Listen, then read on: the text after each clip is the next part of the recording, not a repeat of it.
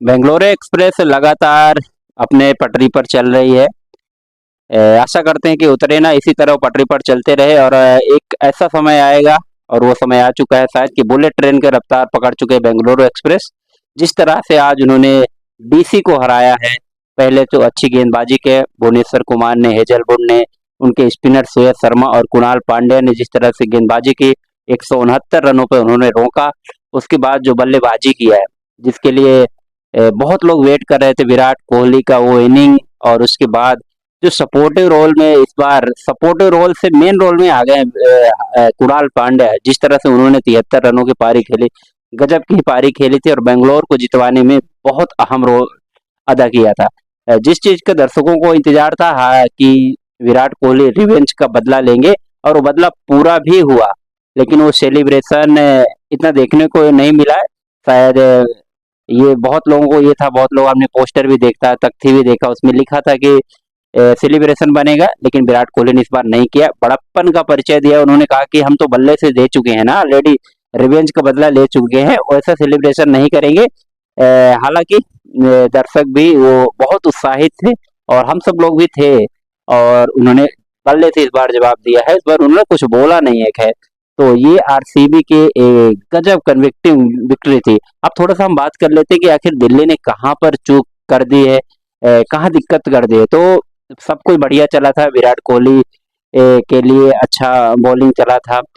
Starting में 3 wicket जल्दी भी ले लिए थे, लेकिन विराट कोहली और हार्दिक पांड्या ने जिस तरह से बल्लेबाजी की, हार्दिक पांड्या जम गए थे, जिसकी वजह से क्या हुआ कि थोड़ा सा जम गए थे और वो अटैक अटैक भी कर रहे थे, और उसका सबसे मेन कारण था विराट कोहली का रहना। विराट कोहली ने ही उनको कहा कि मैं रुका हूं, मैं डीप तक ले जाऊंगा, मैच को जिताऊंगा, आप हिट कर सकते हैं। और कुणाल पांड्या ने भी अपना काम बखूबी किया। 9 साल बाद 50 लगाई है बंदे ने, और गजब की 50 लगाई है। ऐसी जगह पे ऐसा मंच और ऐसा टाइम चुना है जहां पर जरूरत थी।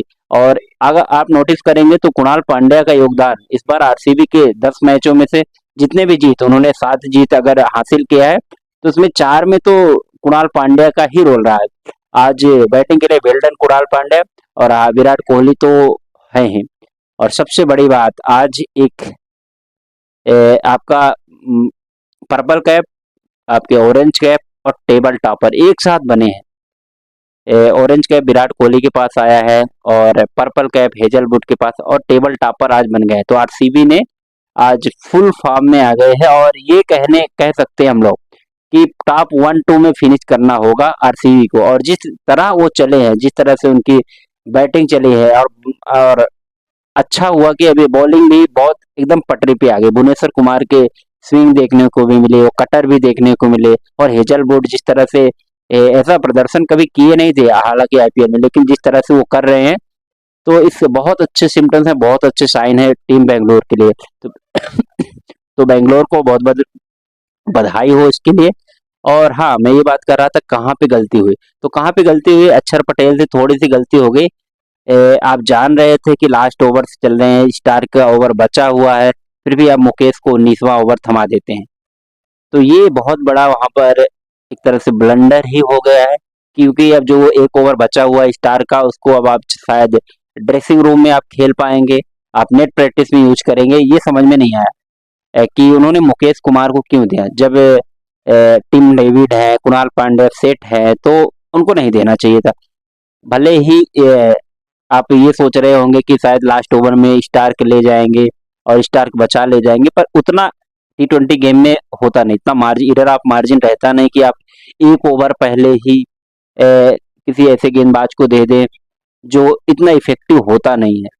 तो ये बहुत बड़ी गलती हो गई। शायद 19वां ओवर स्टार्क से देते, फिर उसके बाद भले ही नतीजा कुछ भी होता है, लेकिन मैं ये कह सकता था स्टार्क अगर 19वां ओवर करते तो ये मैच 19वीं ओवर में फिनिश नहीं होता।